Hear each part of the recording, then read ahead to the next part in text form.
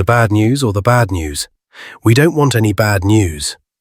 He just came to see me to tell me that he's not coming back, ever. For many years, Richard Rawlings was like a king, building a huge business from rusty old metal and loud car engines. He was the guy who found impossible to find cars, made deals worth millions of dollars, and lived life going super fast. But under all the shiny stuff, quiet rumors started going around, warnings that something wasn't quite right. We saw the fancy cars, the big smiles, the TV show, and we didn't listen. What if the dream he sold to us was built on something not very strong, and the cracks were always there just waiting to show up? The quick rise of a loud, famous guy. Richard Rawlings wasn't just born into car fame. His story began when he was very young, pushed forward by a huge love for cars. His dad worked many jobs to be able to buy his own car or motorcycle, and Richard got that same love from him. He bought his first car, a green 1974 Mercury Comet, when he was only 14 years old. By the time he finished high school, he was already driving his third car, a 1977 Bandit Trans Am. This early push to own and work on cars was something that never stopped in his life. He even faced real danger because of his love for cars.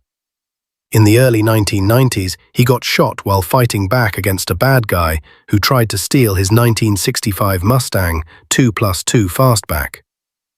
Richard always worked hard to pay for his car hobby, doing many tough jobs before he turned 21. Like being a firefighter, police officer, and paramedic. After some time, he left those jobs helping people to start his own printing and advertising company. He built this business from nothing, showing he knew how to run a business. Later on, he sold the company to get money for his real dream, Gas Monkey Garage. Gas Monkey Garage opened up in Dallas, Texas in 2004. It quickly became famous all around the world for building and fixing cars with a straightforward attitude and a rock and roll feeling. The shop wanted to share Richard's excitement and knowledge with other people, making its place solid in the hot rod car world. In 2012, Discovery Channel started Fast and Loud, a reality TV show that put Richard and Gas Monkey Garage on the world stage. The show was a huge hit right away, especially with men, grabbing the attention of millions of viewers with its exciting mix of fixing up cars and high-risk business deals. The show ran for 16 seasons, showing how super popular and far-reaching it was. Richard became a name everyone knew. He was the loud, confident, proudly Texan car guy who made finding rare cars and selling them for big money look easy. He built an image of being able to find special cars that no one else could, pulling million-dollar classics from old barns and garages.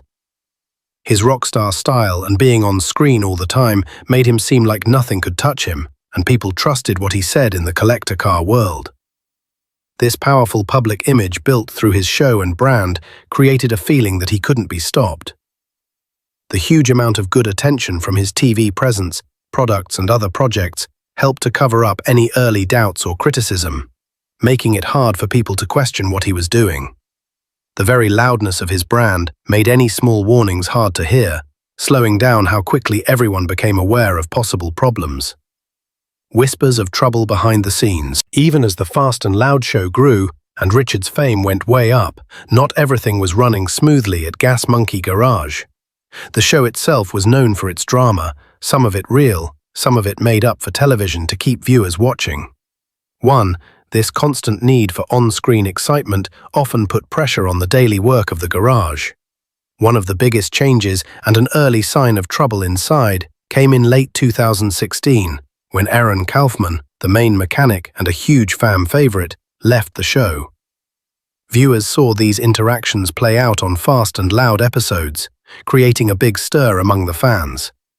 Aaron explained why he left, saying he wanted to build bigger cars, projects that were more complicated and took more time than what TV deadlines and budgets let him do. He mentioned that the show needed cars that were much smaller to fit the episode length and money limits. He also talked about growing personal problems and disagreements with Richard about work stuff, showing a clash in what they both wanted and cared about.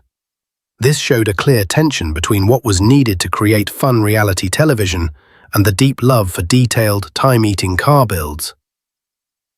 The show's style, driven by the need for quick work and dramatic reveals, was stopping the kind of detailed big projects Aaron wanted to do. Richard, on his side, said that Aaron leaving was not his choice and came totally out of nowhere. He admitted it was a big loss to Gas Monkey Garage, but said the team would keep making awesome vehicles. This public statement tried to make fans feel better that the garage would keep working without missing a beat. Aaron later started his own car shop, Archite Fabrication, in Dallas, Texas. This new business let him focus on those bigger projects and make aftermarket parts for Ford F-100 trucks. He even got his own show, Aaron Needs a Job, where he traveled around the country working on cool car projects, proving his continued love for the craft beyond the limits of Fast and Loud. Even with the on-screen drama and the work split, Aaron Kaufman and Richard Rawlings have gotten past their differences and are still friends today. While the public saw a dramatic breakup, the real reason was a basic conflict between creative dreams and the business requirements of a popular TV show. This inside struggle, leading to a key talent like Aaron leaving, was an early sign that the show's format might be hurting the real car work. The question of being real. As Gas Monkey Garage and Fast and Loud grew more popular, so did questions and whispers about the cars themselves. Some collectors started to wonder about vehicles that seemed too perfect, too clean, or too consistent in how rare they were.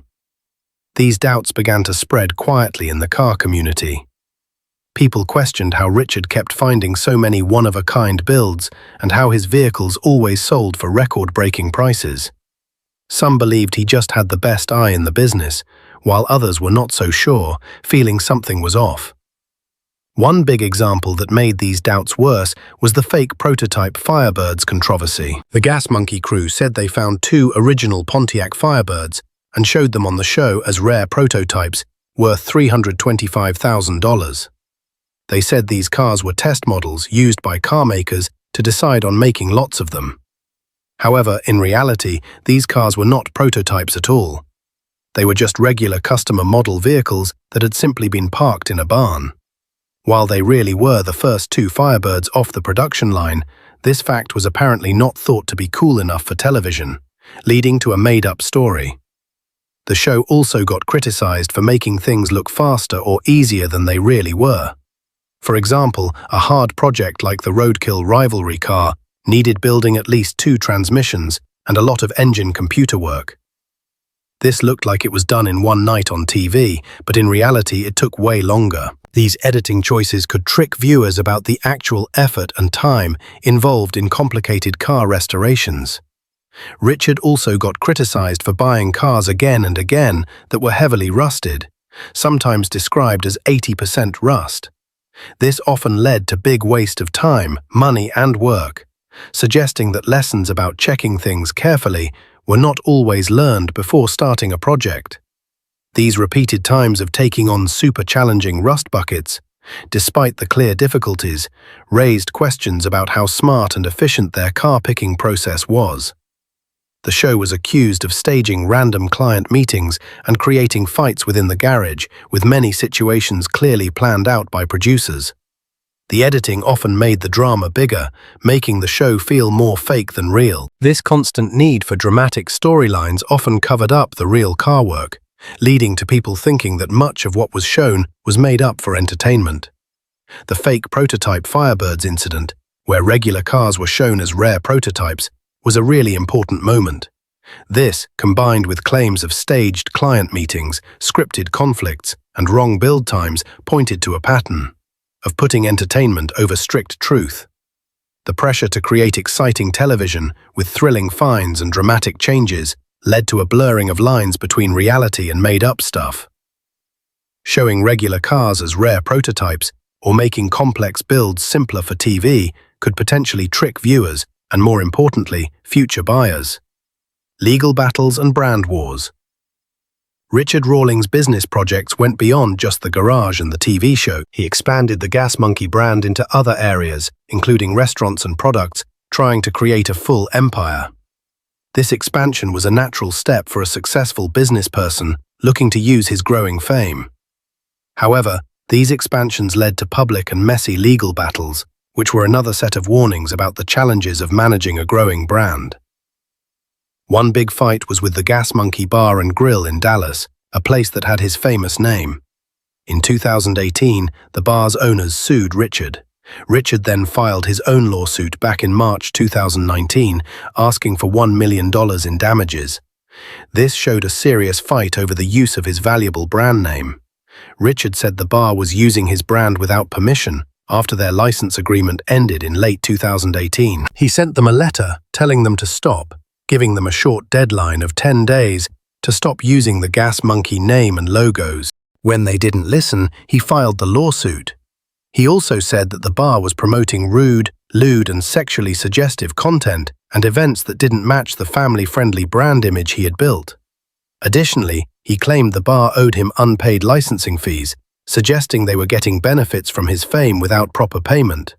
Both sides eventually settled and filed a joint dismissal in August 2019, though the details were not made public.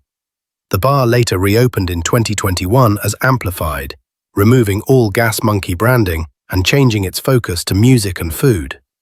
Richard also moved away from the restaurant business, closing his own Gas Monkey live venue in 2020. The end of an era on television. Perhaps the most important warning for Richard Rawlings' mainstream career came with the end of Fast and Loud on Discovery Channel. After 16 seasons and 155 episodes, an amazing run that grabbed the attention of millions of viewers, the show wrapped up in June 2020. This marked a major shift in Richard's public presence. Richard Rawlings has openly talked about a difficult split from Discovery Channel. He proudly said, "I'm from Texas, we don't take this lightly," when discussing how he protected the Gas Monkey brand during this time of separation. This strong statement suggests a difficult parting, not just a natural ending to a long-running show. This split meant Richard was no longer held back by network contracts. He gained the freedom to go after other projects and partnerships that he felt matched more with his real interests and vision. He could now control his story completely, without television producers having the final say on which stories were told. This new freedom was a direct result of the show's end. The ending of Fast and Loud marked a major turning point in Richard's career. It showed the end of his time as a big mainstream TV star, moving him away from the constant network deadlines and the made-up drama that often came with reality television production. This forced him to change and look for new platforms for his brand and content. His decision to go after online content in a new car network, focusing on being real rather than made-up drama, shows a direct response to the perceived limitations and problems of his past TV experience, turning a big change into a new strategic direction. The lingering legacy of controversy. The pile-up of various controversies and the eventual end of his main TV show deeply changed how many people saw Richard Rawlings. The image of the brilliant car flipper and untouchable business person began to fall apart for some, as the public became more aware of the issues that had been building behind the scenes.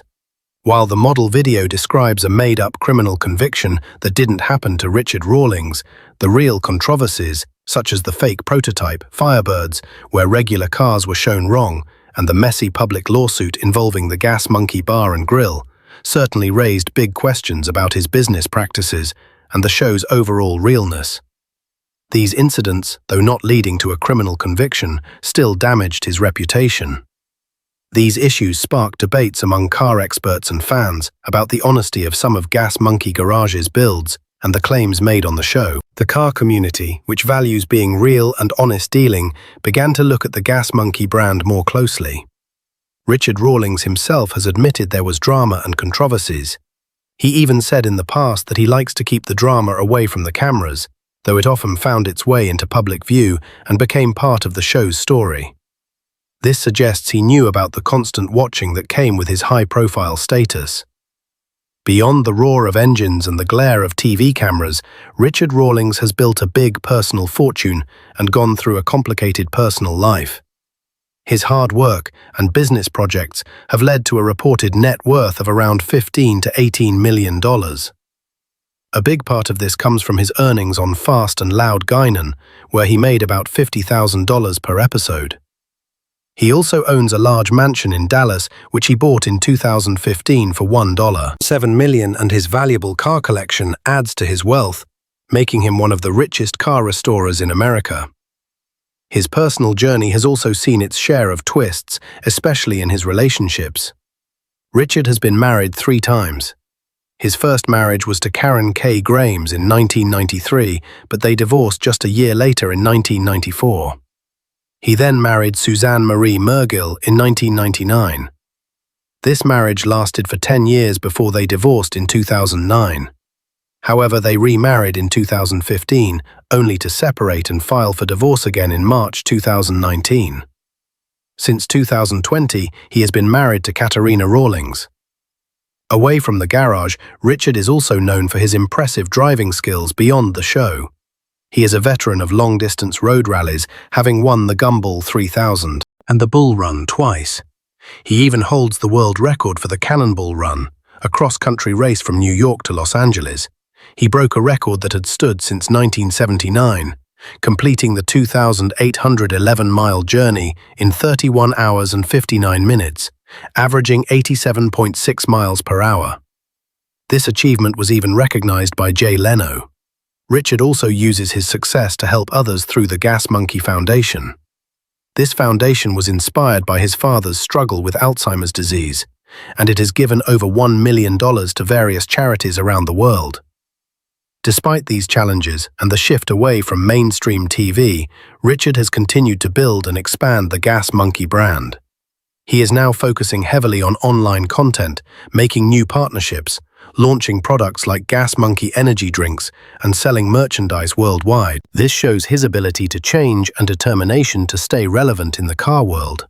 He has plans for a new car, themed reality TV show, and a revolutionary car network, clearly stating a focus on being real rather than made-up drama. This shows a clear lesson learned from past experiences where the demands of traditional television sometimes clashed with the honesty of his work. His efforts to rebuild his brand, particularly through online content and plans for a real car network, suggest a clear understanding that people thinking he's real is crucial for his future success. The lingering questions about his past practices will always be a part of his legacy, serving as a constant reminder to him and to those who might follow his path in the high-stakes world of celebrity and business. This shows his ability to change his brand strategy in response to past challenges, shifting from a TV-focused model to a more direct online engagement approach.